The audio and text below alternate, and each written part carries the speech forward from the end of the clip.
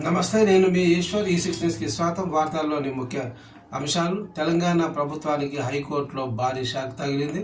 అక్కింపేట భూసేకరణ నోటిఫికేషన్పై స్టే విధిస్తూ తక్షణమే భూసేకరణ ఆపేయాలని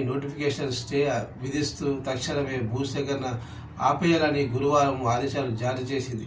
వికారాబాద్ జిల్లా దుండిగల్ మండలం అక్కింపేట పరిధిలోని 8 ఎకరాల భూసేకరణకు ప్రభుత్వం సిద్ధమైంది. అయితే చట్ట ప్రకారం పరిహారం చెల్లించకుండా బలవంతంగా భూసేకరణ చేపడుతున్నారంటూ బాధితులు న్యాయ పోరాటానికి దిగారు.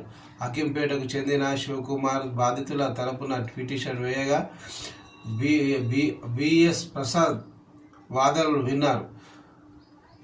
ఈ పిటిషన్పై విచారణ జరిపిన జస్టిస్ జె శ్రీనివాసరావు ధర్మాసనం భూసేకరణపై స్టే విధిస్తూ ఆదేశాలు జారీ చేశారు. కౌంటర్ దాఖలు చేయాలని ప్రభుత్వాన్ని ఆదేశిస్తూ తదుపరి విచారణ 2 వారాలు వాయిదా వేసింది ధర్మాసనం.